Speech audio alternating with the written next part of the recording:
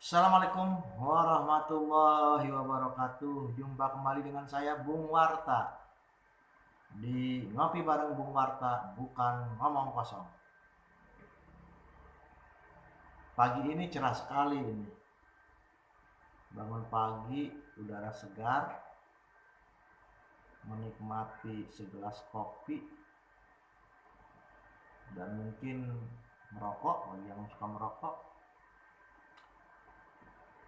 Sebuah rutinitas yang biasa dilakukan oleh semua orang. Untuk kali ini Bung Warta ingin ngomongin soal kebiasaan wartawan baca media-media lain. Artinya membaca berita-berita yang diterbitkan hari ini oleh media-media lain. Apa ini perlu dilakukan? Untuk sebuah kegiatan jurnalistik, membaca tulisan-tulisan dari media-media lain ini menjadi sebuah tambahan pengetahuan atau ide dalam sebuah berita, atau kita memulai menulis sebuah berita, mencari sebuah berita. Membaca media-media orang lain, baik itu media-media cetak, media-media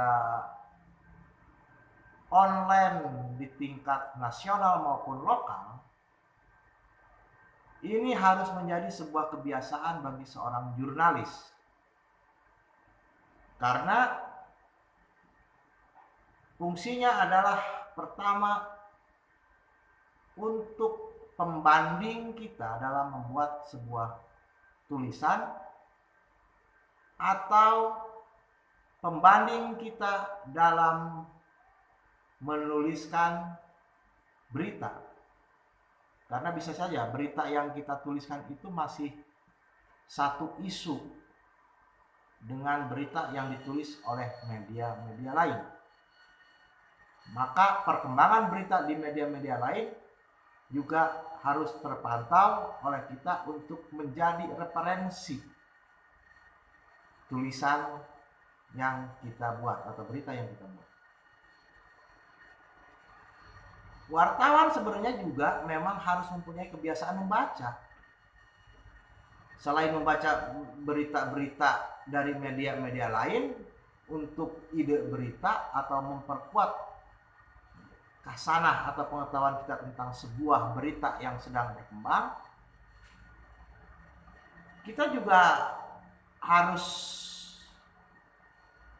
terpacu atau terbiasa untuk membaca referensi-referensi lainnya.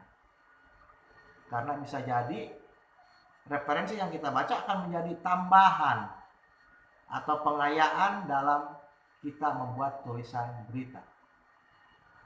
Misalnya,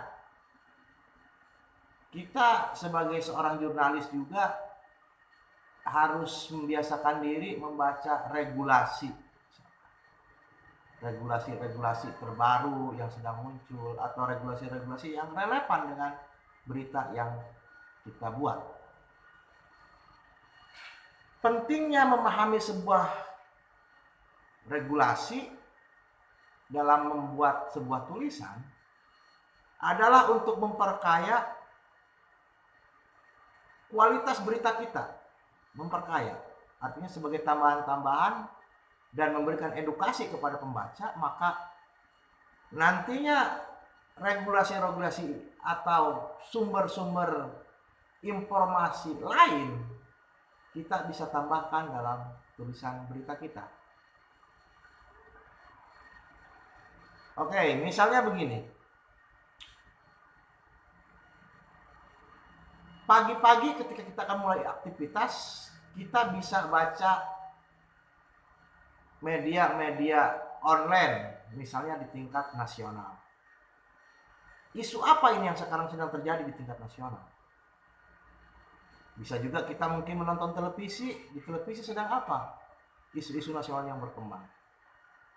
Misalnya ketika kemarin ketika isu nasionalnya bahwa Presiden Jokowi akan menjadi orang yang pertama untuk menyuntikkan vaksin, suntik vaksin dia akan pertama, karena memang wacananya untuk membuat semua orang tergugah, rakyat Indonesia tergugah untuk ikut disuntik vaksin, sehingga Presiden menjadi orang yang pertama yang akan disuntik vaksin.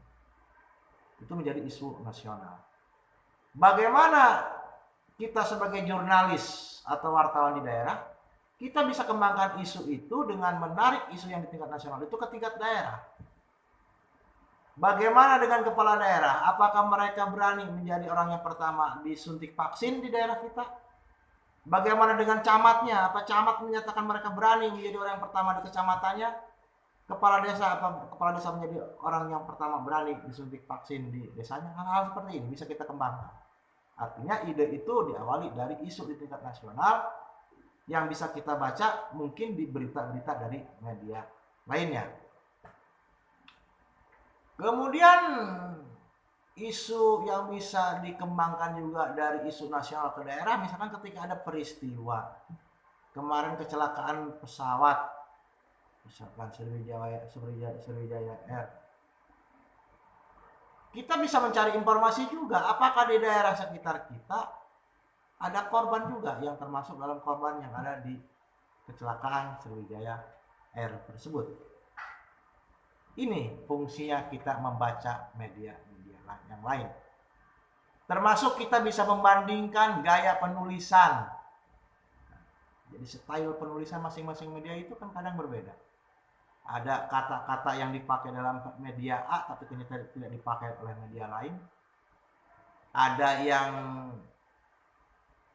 dalam penjudulan misalnya. Ada yang membuat judul itu huruf besar semua, mungkin ada. Ada yang membuat judul itu huruf kecil semua, mungkin ada. Ini kan style, soal style, gaya tampilan. Atau kita juga dari media, membaca media-media lain, kita juga bisa tahu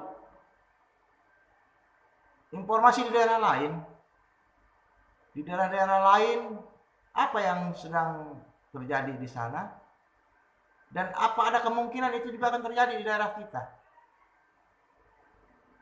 Ini kan bisa menjadi ide sebuah berita juga. Misalnya begini, di daerah lain terjadi kelangkaan misalnya kedelai. Kelangkaan kedelai. Sehingga di daerah itu ada demo dari pengusaha tahu tempe misalnya.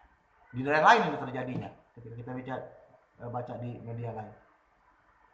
Maka itu bisa kita jadikan sebuah ide berita.